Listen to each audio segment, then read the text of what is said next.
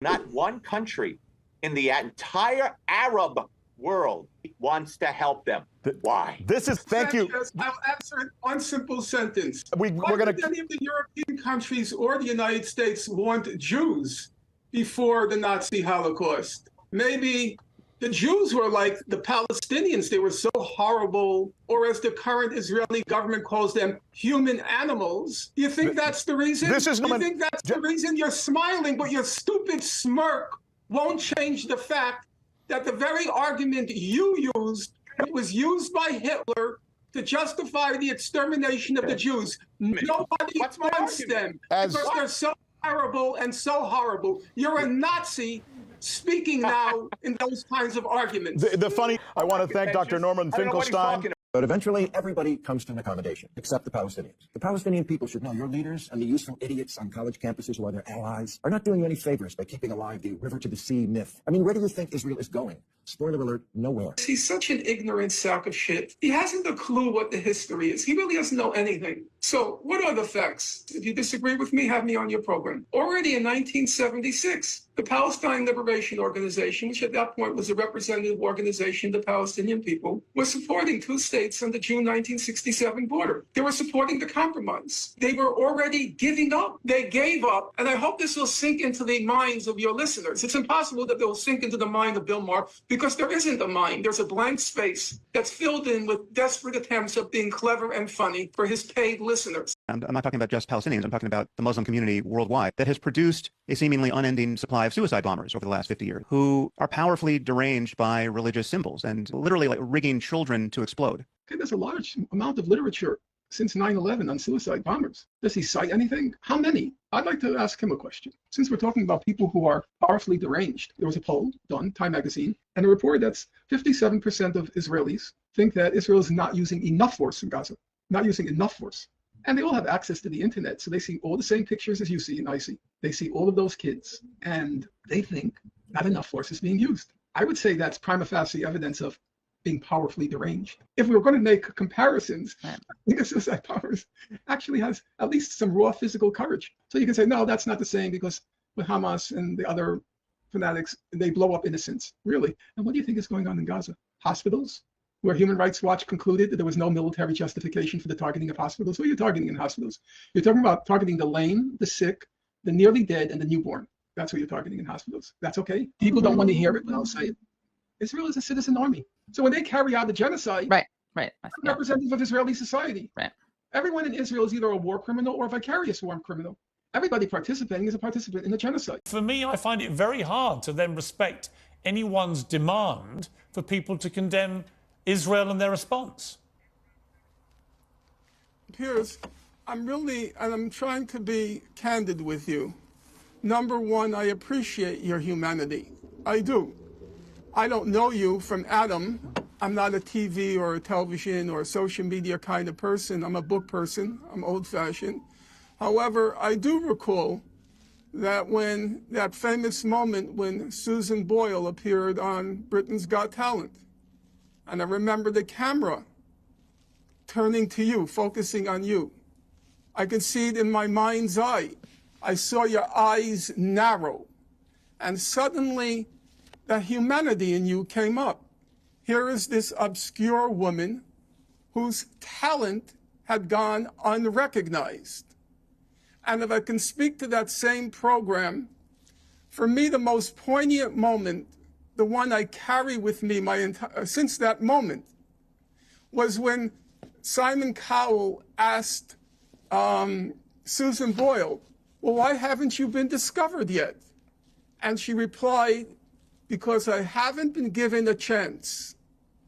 And that's how I feel about the people of Gaza. That's how I feel about those young men in Gaza. You ask me why I won't condemn them. Because those young men were born into a concentration camp. They were born into among the most dense populated places on God's earth. Half of the population of Gaza is children. 70% are refugees who were expelled from Israel in 1948 and their descendants. 70% of Gaza's youth have no jobs, no future, no nothing.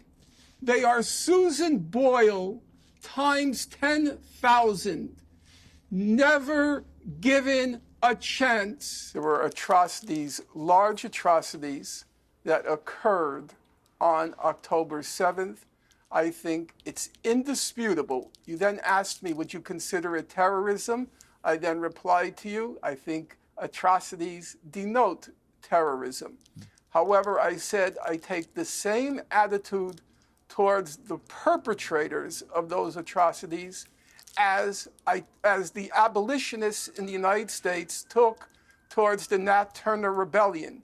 Nat Turner, so you justify them, so you praise them, so you glorify them and you honor them. That's the reality. Piers, can I finish? Yeah. Can I finish? Yeah. Nat Turner and the slave revolt committed horrible atrocities. The abolitionists said horrible things happened, but they never condemned No, they Nat don't Turner. happen. They are perpetrated by people. You're justifying what they it. did was, Finkelstein, allow me to finish. This is the lowest point Piers, you've ever please tell gotten them to stop. And you've gotten to low points, but this is the lowest point you've gotten to, comparing these rapists and these murderers well, I think abolitionists Alan, let him is the finish. lowest point in your history. Let him finish what he's trying to say. Sure.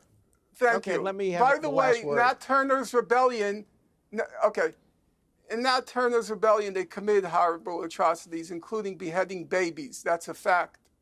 However, the abolitionists, they did not. And you're justifying that. They did not. Please, Piers, can you please tell him to I think stop? let him finish the point he's making, and then you respond. Okay. Thank you so much. However, the abolitionists did not condemn the perpetrators. The abolitionists kept saying, "We told you so. We told you so. We told you so." If you treat people like that, what happened with the slave revolt inevitably would happen. And I say, if you lock 2 million people in a concentration camp for 20 years, half of whom are children who were born into that concentration camp, don't react with shock and dismay and disbelief and indignation at what happened on October 7th. I have spent the last 20 years of my life studying what's been done to the people of Gaza. And each time I reread what I wrote, I'm more firm than ever before. I will not condemn those people, even as I acknowledge that massive, unspeakable atrocities occurred on October 7th. Okay. If Hamas has to be dismantled because of what it did on October 7th, then if you take Operation Cast Lead, Operation Pillar of Defense, Operation Protective Edge, then the Israeli government has to be dismantled 10 times over. Follow you. It's called keeping a single standard. You want to talk about the 290 Israeli hostages? I say fine. But then let's talk about the 2,300,000 Gazan hostages. Gaza, oh yes, Gaza, Hamas is closing the gates. I know that. I totally support the Houthis. You'll be surprised perhaps to learn, as I learned, during that horrible Saudi Arabian blockade of Yemen, do you know how many Yemenis died? 88,000, of whom 60% starved to death. Sure, there's a religious side to it. I'm not going to deny it. But there is just a fundamental understanding, a human sympathy, a pity for what's being done to the people of Gaza because it was done to them. And the Houthis say their message to the world is, while the people of Gaza are being martyred, there is going to be no business as usual. As a Jew, I would have respected any government in the world during the Nazi Holocaust who would have done what the Houthis are doing. Whenever there's a conflict in the street, two kids beating the daylights out of each other, or two gangs beating the daylights out of each other, the prudent man, the educated man, he walks away. It's always the market woman who intervenes to break it up. She's reacting to her pity. And that's the whole world. The whole world finds all sorts of excuses to walk away. The Houthis are so primitive and they carry their spears. But you know what? They have pity for the people of Gaza because they went through the same thing. And that's why I say, don't mess with the Houthis. The Israeli Defense Forces, it is a genocidal army. Why are you allowed to have public support for a genocide, at this moment, a genocidal state and a genocidal army? Okay, the language doesn't seem as provocative. We support the IDF. But the content is 10,000 times more offensive and outrageous to any, so to speak, civilized mind and civilized heart than the "from the river to the sea" slogan. And the only reason there is an argument about that slogan, even though, as I said, I disagree with it, but that's a separate matter, whether I agree or disagree with it. The only reason there's an argument about that slogan is because we have legitimized this notion that hurt feelings are grounds for stifling speech. And that, to me, is totally unacceptable. Hi. During your speech, you made a lot of references to Jewish people as well as certain people in your audience, not Jewish people in general, but certain people, especially in your audience, to Nazis. Now, that is extremely offensive when certain people are German. And they're also extremely offensive to people who've actually suffered under Nazi rule. I don't respect that anymore. I really don't. I don't like and I don't respect the crocodile tears to the crocodile tears. No. I'm sorry, folks. Allow me to finish and allow me to finish. Listen, sir. Allow me to finish. Allow me to finish. Sir, I don't like to play before an audience the Holocaust card. But since now I feel compelled to. My late father was in Auschwitz. My late mother, please shut up.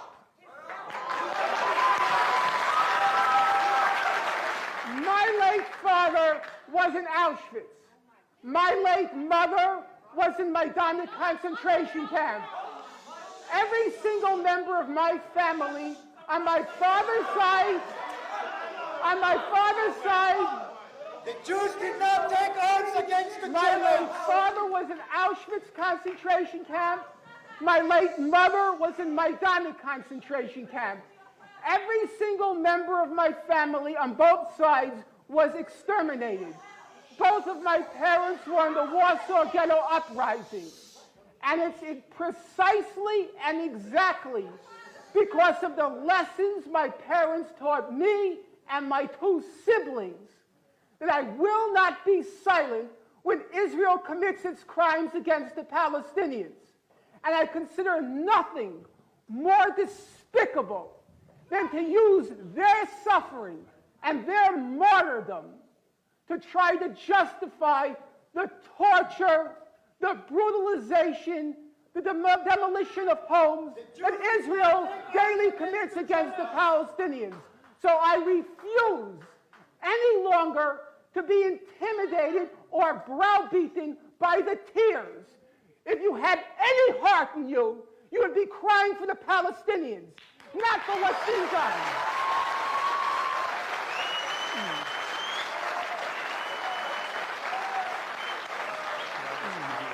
What? Could I just calm the audience down? But I do know that the people of Gaza are not the leadership of Hamas. That's a fair point to make, I think. It depends on what aspect you're addressing.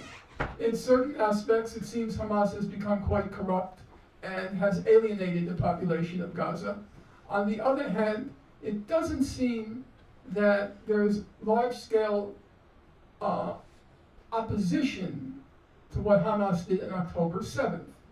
And I'm willing to acknowledge that people saw it as a heroic act, breaking free from that prison.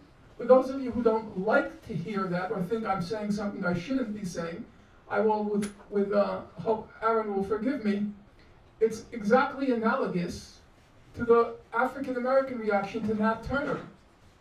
You couldn't find an African-American who was going to condemn Nat Turner. So there are moments where there is overlap, and there are moments where you have to discriminate between the Hamas leadership and the population of Gaza. Now, given that that attempt to reach an agreement with Israel was going nowhere, the next logical attempt would be at some nonviolent civil disobedience. And that's what the Palestinians in Gaza attempted in beginning March 30th, 2018.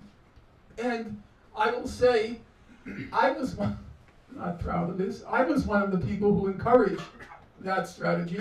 I was in touch with some people in Hamas, and I was very optimistic about it.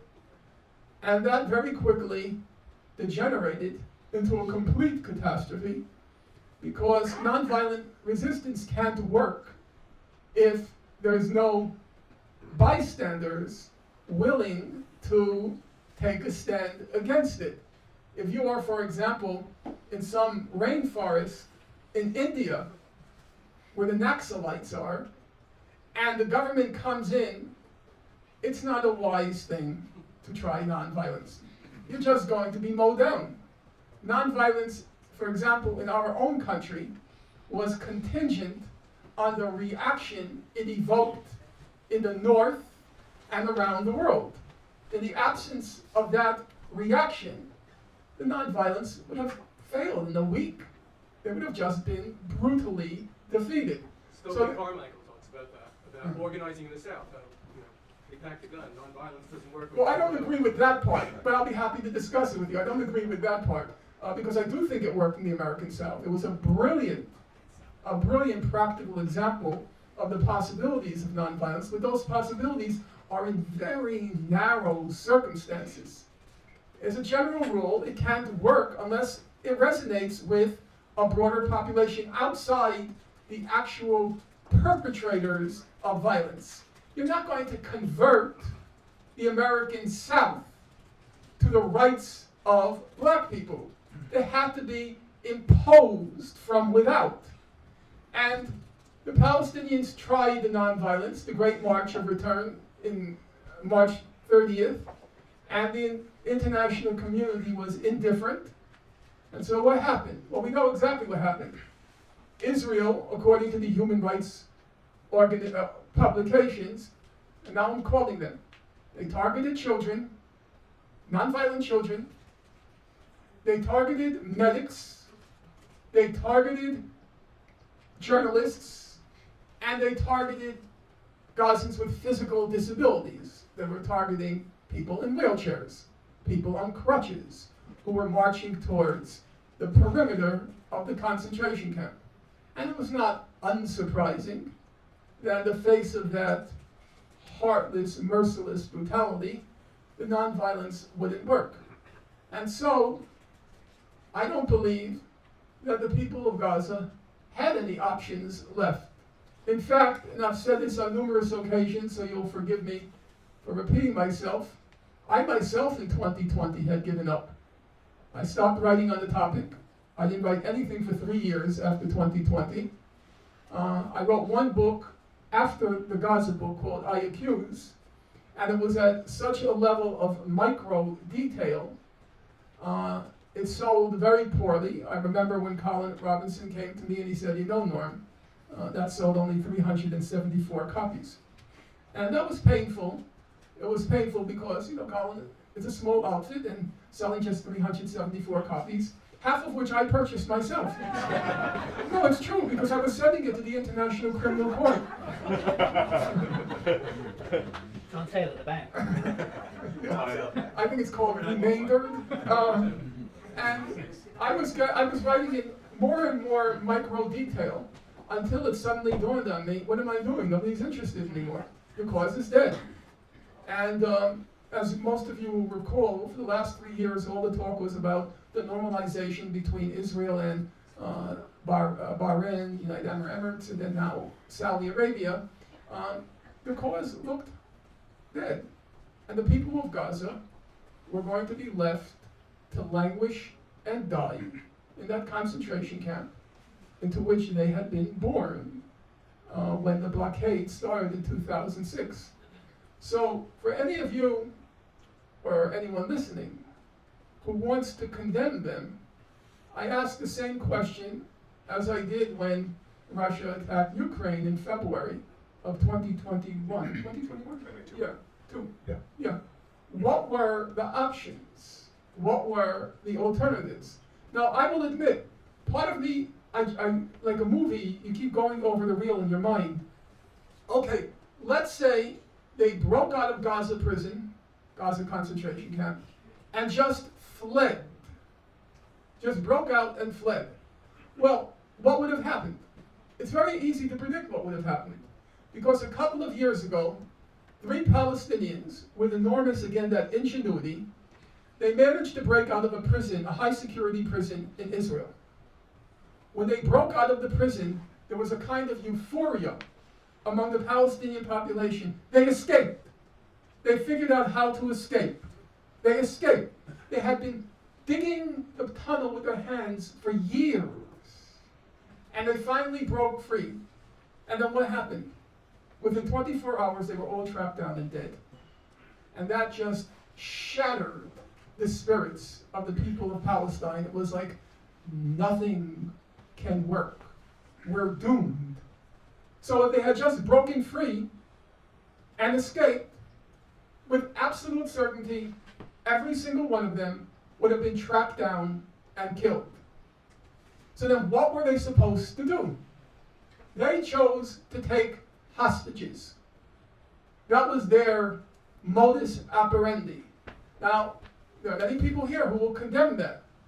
But then I still have to put the question, what option was available to them except to languish and die in Gaza concentration camp?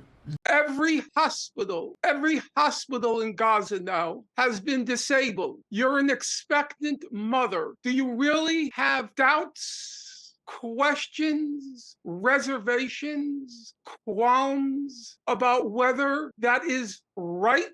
Every few years, literally every few years, Israel has a policy of what it calls mowing the lawn in Gaza. I've written quite a lot on those mowings of the lawn. How do you react? You as a human being, as a woman, as a mother, how would you react to the usage of that phrase, mowing the lawn of a people, when 1.1 million of those people are children? Do you get that? Mowing the lawn of 1.15 million children.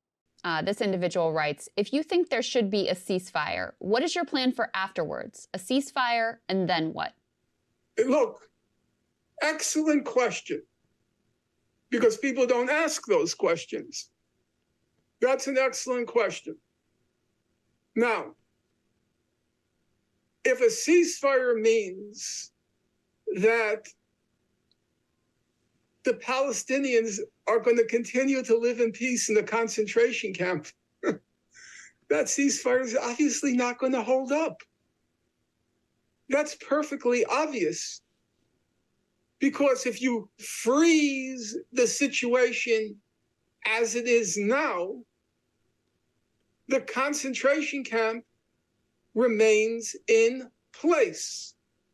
So I'm not going to pretend that Palestinians, Gazans, the Gaza leadership is going to acquiesce to a ceasefire into eternity.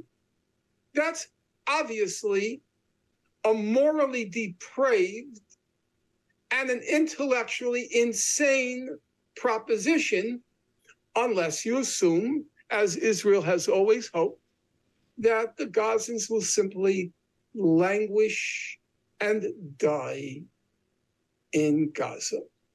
They will be forgotten. They will just languish and die. But barring that eventuality, of course a ceasefire can't, on its own, of course a ceasefire can't be sustained over a long period of time. And I'm not going to pretend that people in Gaza are going to abide by a ceasefire that leaves them to be born, live, and die in a concentration camp. So in my view, the demands now, at this moment, have to be ceasefire now, end the blockade of Gaza, and stop the ethnic cleansing in the West Bank. But those are immediate demands. What has to come afterwards is what I've said already to you to the point of tedium. There has to be a settlement on the basis of international law because there's no other framework for resolving the conflict. The international community agrees on that framework. There's not been any significant dissent except for the United States and Israel. And therefore, the ceasefire has to be followed within a reasonable period of time. I can't give the time because the figures, the statements now coming out of Israel are, in order to rebuild Gaza would take 5 years. In the northern part, there's nothing there. It's gone. Right. It's been vaporized. So I can't tell you when, but I will not pretend that even if a ceasefire is reached, which Israel opposes and the United States opposes and Hillary Clinton opposes, even if it were reached, that it would be permanent, because permanent means the people of Gaza permanently confined to a concentration camp. Well, I don't want to quibble over terminology, but sometimes if the terminology is wrong at the outset, then it confuses things moving forward. I'm not pro-Palestinian. I'm not pro-Israeli. I'm pro-truth, and I'm pro-justice. If the truth is on the Israeli side, I will support Israel. If justice is on the Israeli side, I'll support Israel. And the same thing goes for the Palestinians. I've spent the greater part of my adult life, you can say beginning 1982, so it's more than 4 decades, researching, studying the Israel-Palestine conflict. And it's my conclusion at the end of that research, but already early on, that the case that Israel makes for its crimes are in large part fabrications, misrepresentations, and distortions. And on the other hand, the Palestinian case is very strongly supported by the evidence.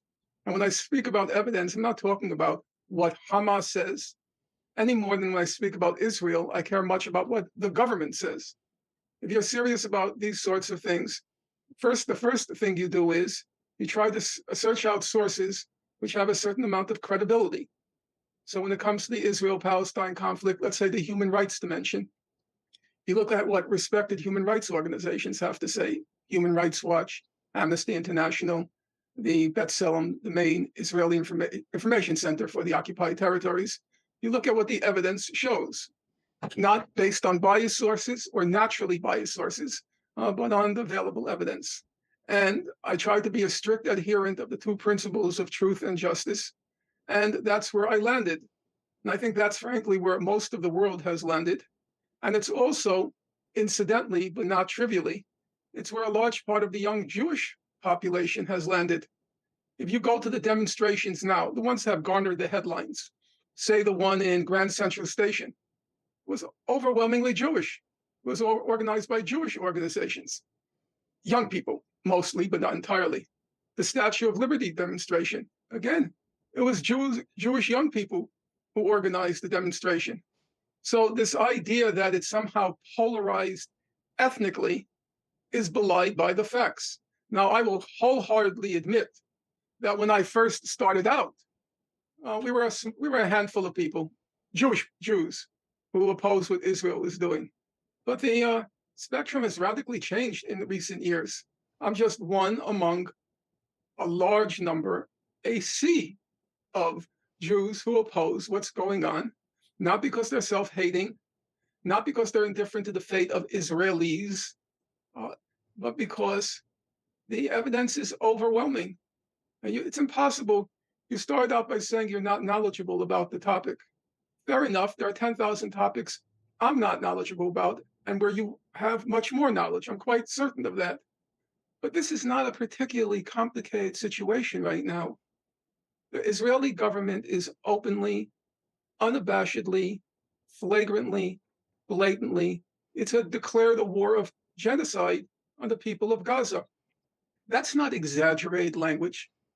The Prime Minister of Israel said in a speech which has been reproduced everywhere, he said, this is a war against Amalek, referring to the Old Testament. And what's a war against Amalek? Well, just open up the Old Testament. It obliges Israel to kill every man, woman, and child. That's what it means to invoke a war against Amalek. I don't see Israel as a Jewish state. It's a type. The Israeli type is not the type I grew up with as a Jew. Can you imagine the pride Jews took in the fact that the four great figures of the modern world, Einstein, Freud, Marx, and some would include Jesus, were Jewish?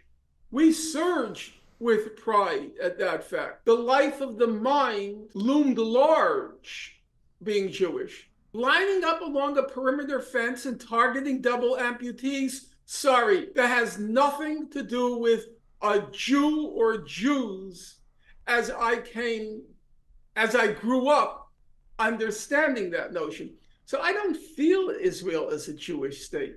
I don't. I think it's a lunatic state.